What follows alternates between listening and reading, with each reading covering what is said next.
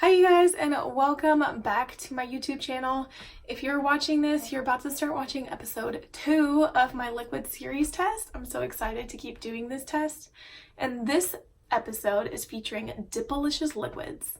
So Dipalicious Nails is a very new brand. They started in the fall of last year. So you probably haven't heard about them a lot. If you haven't, I recommend you go click the link in the bio to go check out their online shop. Their liquids are unique. They only require 2 steps. So you have your base bond and then your activator, but then that base bond bottle you use as your top coat as well. So I think this will be an interesting one versus all the other brands that I'm going to be trying out because it's a 2-step process per se, you know?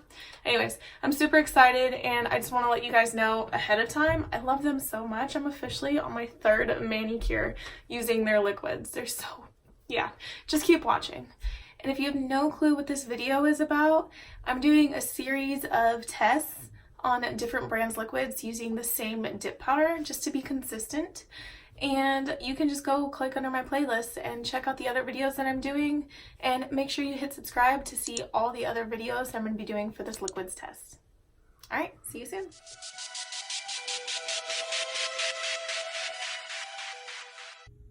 Alright, to start off this video, I'm going to show you guys what cute packaging the Dipalicious Nails liquids come in. And look, she even has custom cute little labels on her bubble wrap. Look how stinking cute these bottles are. So hers are a little different than most brands. She only has 2 steps, your base coat and your activator, and then when you go to put your top coat on, you use the same bottle as your base coat. So you really just have to buy 2 steps, not 3. So isn't that so awesome?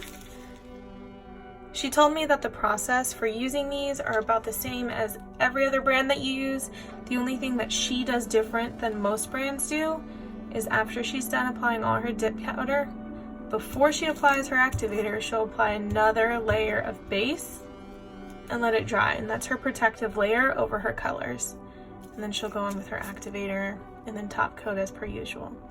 So I'm excited to get started. I'm just gonna glue on my tips and I'll be back. Okay you guys, so I'm obviously, just like the last video, going to show you the wiper insert. I feel like this is very important for people to know about.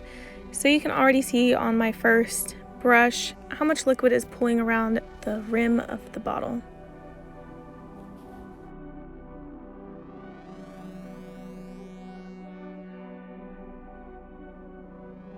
I'm going to take you guys through my dip powder steps, layer 1, 2, and 3, the whole 9 yards, but it's going to be fast forwarded so you don't have to sit through 30 to 45 minutes of footage.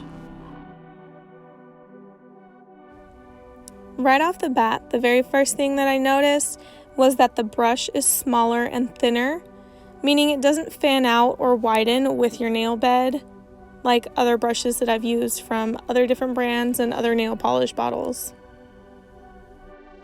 If you're somebody who has smaller nail beds, tiny, narrow nail beds, or they just want to control where the liquid goes, these thin brushes that don't fan out could be exactly what you're looking for.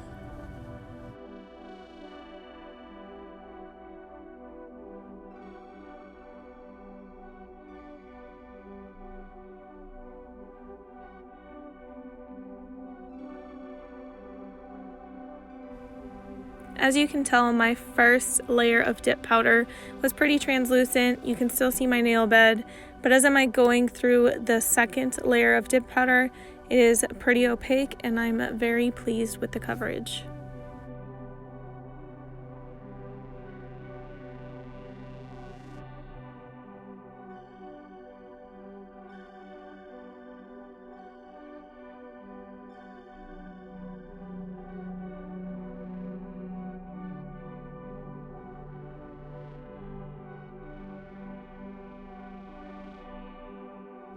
I'm absolutely loving the thinness of these liquids, and you can tell my nail bed is just, the application is a dream, and they're very thin, and it looks like I'm not going to have to do a lot of shaping and filing and buffing, so I'm excited about that.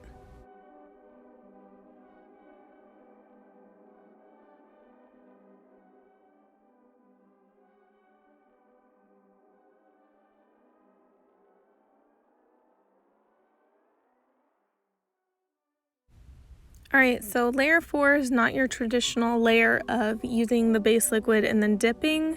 As I mentioned before, Dipalicious Nails told me that they always do a layer of base before they go into their activator as just like a protective layer when they start buffing, filing, and smoothing and shaping.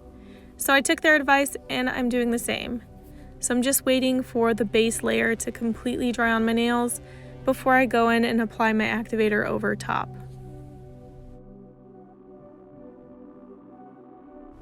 Alright, please remember that this is a very fast-forwarded video, so although it seems in hyperspeed, it is not like this in reality.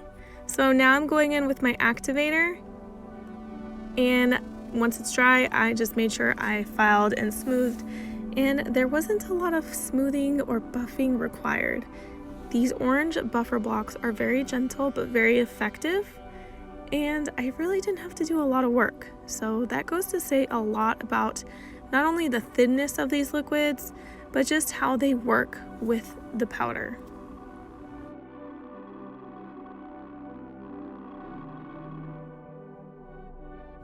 Alright, so now that I'm pleased with my shape, I'm going through with my second and final layer of activator before I put on my top coat. But I will give you a side note, the activator smells like cupcakes. Like confetti birthday cake cupcakes. So obviously you don't put the bottle to your nose, but it's just like an after smell that you smell on your fingers once the activator is on there.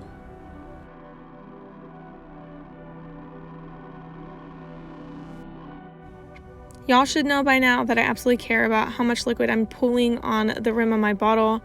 As you can tell, there's really not much. But if there is a little bit left, just wipe it off with your towel, paper towel, or a little bit of acetone on a paper towel, and you'll be fine.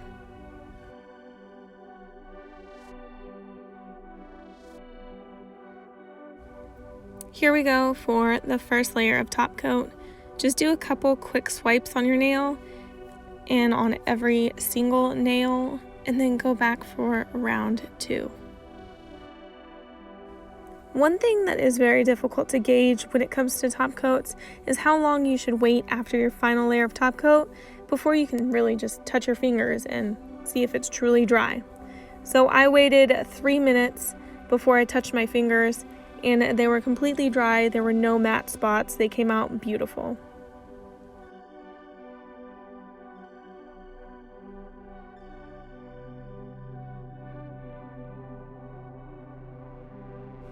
So now that I'm done with my dip powder mani, I'm just gonna apply cuticle oil and really nourish my fingers and my hands. They really need it after a fresh mani. If you don't already use cuticle oil, I actually encourage that you add it to your manicure routine. You might see improvements in your nail health. I'm still flabbergasted by the thinness of these liquids. I could probably just sit here and stare at my application all day. I'm so impressed by how smooth and thin they were, and the fact that I really didn't have to do much buffing. No file was required. That little orange buffer and just a little bit of my 180 over 100 grit file did the trick. So I want to give you guys formal and live updates of how I felt about these liquids as I wore them actually through 8 days. I took them to 8 days. It's so impressive. So I'm going to insert footage from my Instagram. So if you're not already following, go follow me on Instagram, and here's some videos.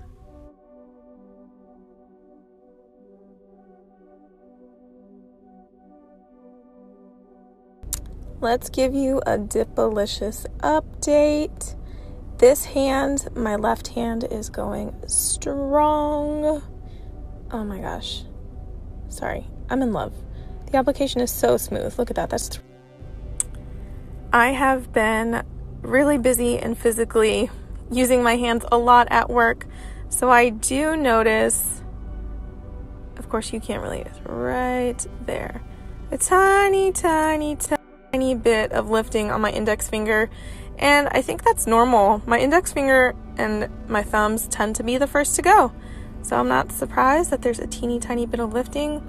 overall, I'm still impressed, and it's not a whole bunch of lifting like I'm used to, and no nails have popped off yet.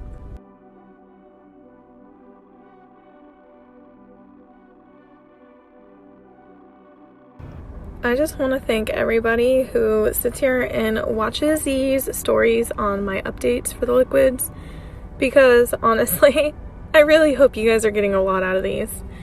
Sorry that it's the same color every single time. That's the only way I can stay consistent and make sure it's the liquids that are truly performing the way that I am reporting them. Anyways, I'm super obsessed. The only lifting I notice is right here and right here, and it's super hard to see, and it's not even like popping off like my nails normally do with other brands I've tried in the past. No popping off. This is amazing. Hey, I'm so excited. All right, y'all, so this is probably the last update using the Dipalicious liquids you're gonna get. So it's been 7 days. Tonight will be like the official full 7th day. I'm gonna soak these off tomorrow and do a new mani for a break. But in the meantime, so that you know that lifting I spoke about earlier in this week, it has not continued to lift. It hasn't like gone all the way through. Same on this nail. It only lifted like in the corner. It didn't lift throughout the entire top edge of the cuticle, and no other nail lifted. So this is amazing.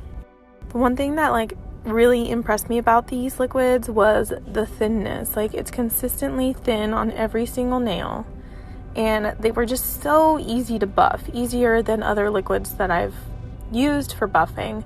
So I'm like super impressed with how it buffed out and all that, and I'm so excited, and I can't wait to get this video and everything uploaded to YouTube. So stay tuned for the YouTube video, okay?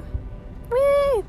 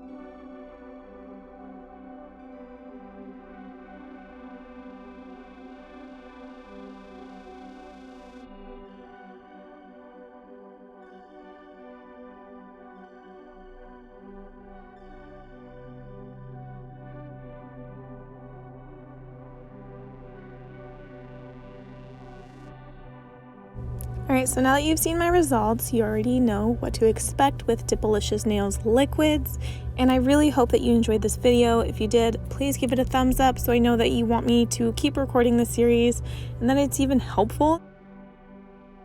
Or if you have any questions, just drop them in the comments below and I will reply to you. And lastly, thank you so much for watching.